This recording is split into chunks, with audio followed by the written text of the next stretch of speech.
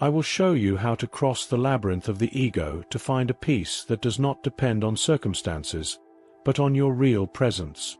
Continuing to seek ready-made answers in external formulas is what keeps your soul exhausted and trapped in a cycle of existential emptiness that can no longer wait. Through years of silence and listening to the soul, I have understood that wisdom is not accumulated, it is awakened. You may think your mind is too noisy for silence, but the common mistake is trying to fight against thoughts instead of just observing them. Today, you will take the first practical step to transform your intellect from a cell into a portal of inner freedom.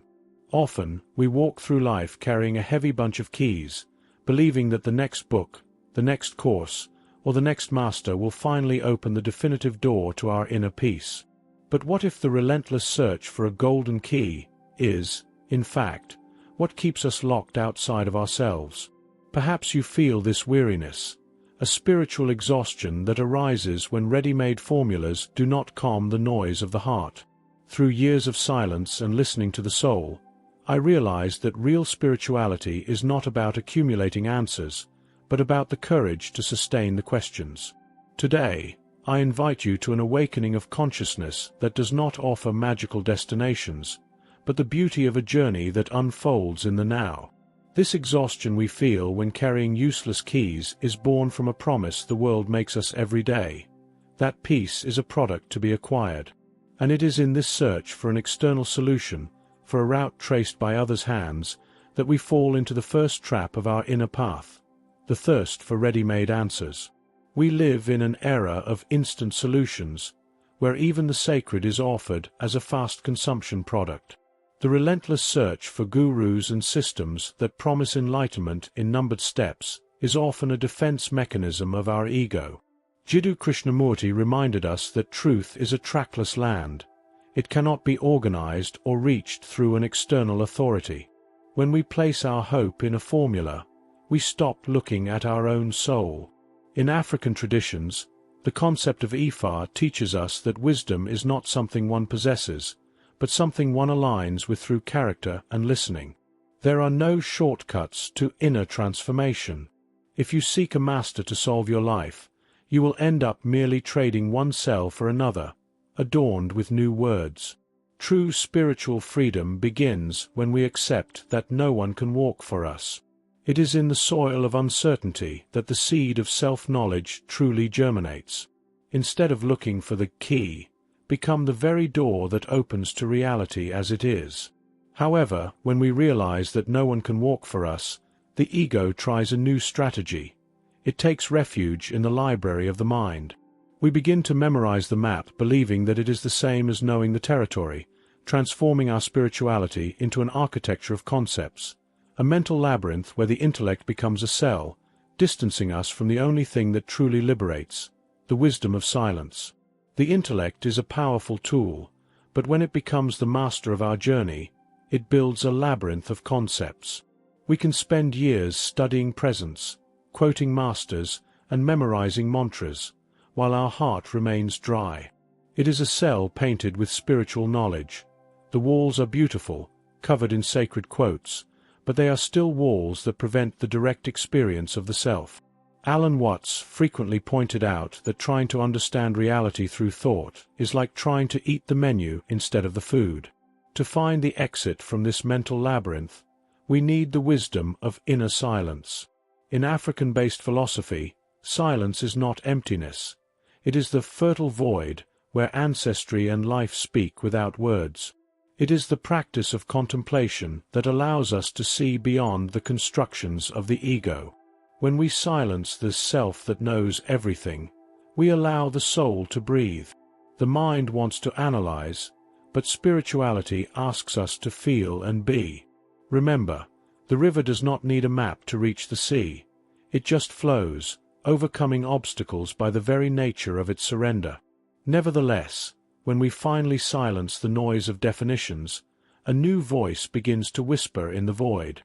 This is where the path requires refined attention, for not everything that shines in the mind comes from the soul.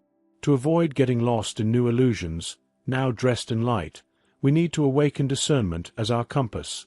that sensitivity that separates the breath of intuition from the scream of the spiritualized ego. In the process of spiritual awakening, a subtle trap emerges: the spiritualized ego. It appropriates our journey and begins to tell us that we are more awakened or more evolved than others. Developing inner discernment is the ability to differentiate deep intuition from the voice of this ego disguised as light. Carl Jung called this facing the shadow, recognizing that even in our search for the sacred, human vanities are present. The compass for this path is the listening of the soul. Intuition is gentle, calm, and does not need to justify itself. The spiritual ego is noisy, defensive, and seeks constant validation. In shamanic traditions, discernment is born from the connection with nature and the natural rhythm of things. If a perception brings you pride or separation, it is the ego. If it brings you humility and reconnection with the whole, it is the truth. Learning to listen to yourself is the most revolutionary act of personal development you can perform. The universe listens to you when you finally learn to hear what vibrates within you, without the distortions of the desire to be special.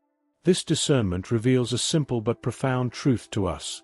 Self-knowledge is not something one conquers to have more power over life, but a surrender to simply be life itself. It is the moment when we stop being collectors of spiritual experiences to become presence itself, understanding, as Ubuntu wisdom teaches. Enlightenment is not a trophy to be won at the end of a spiritual marathon. It is, in fact, a state of continuous presence that unfolds in every simple daily gesture.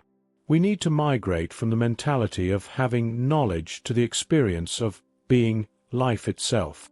The African concept of Ubuntu, I am because we are, teaches us that awakening is not a solitary flight out of the world, but an ethical and deep integration with everything that exists. In this journey of being, we understand that healing and expansion are possible even in the deepest pains. We do not seek a destination where suffering does not exist, but a state of meaning in life where every challenge is a teacher. Wisdom is not in arriving somewhere, but in how we walk. As Stoic philosophy proposes, true inner transformation lies in aligning our will with the flow of existence. You are not broken and do not need to be fixed by a magical technique. You are in constant unfolding, like a seed that honors its time under the earth before blooming in the sun. In this continuous unfolding, we realize that the journey was never about arriving, but about the rhythm of our walk. And for this inner transformation to take root in your life today, I invite you to a gesture of return, a practice of presence that allows us to reclaim what is essential while leaving behind what weighs us down. The true key was never golden. It is made of silence, patience, and presence. To take this insight into your day, I invite you to the practice of Sankofa. Take a moment today to look back at your history with kindness. Identify a spiritual certainty that you carried and that no longer serves you today. In letting go of this concept, feel the space that opens in your chest, the fertile void where life actually happens. And what if the freedom you seek so much is not at the end of the labyrinth, but in the courage to stop running and simply inhabit the now? If these words touched something inside you, perhaps it is time to take one more step on this path of reconnecting with your inner truth. Subscribe to the channel and turn on notifications to continue receiving content that nourishes the soul with presence and authenticity. Share in the comments what resonated with your heart. Your story might be the mirror someone else needed to find. If you are looking for a safe harbor, know that our community is the sanctuary where fertile silence is shared and deepened.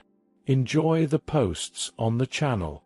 And to continue expanding this field of presence, we suggest the video pinned in the card below. May it be a source of inspiration on your journey. Peace and light.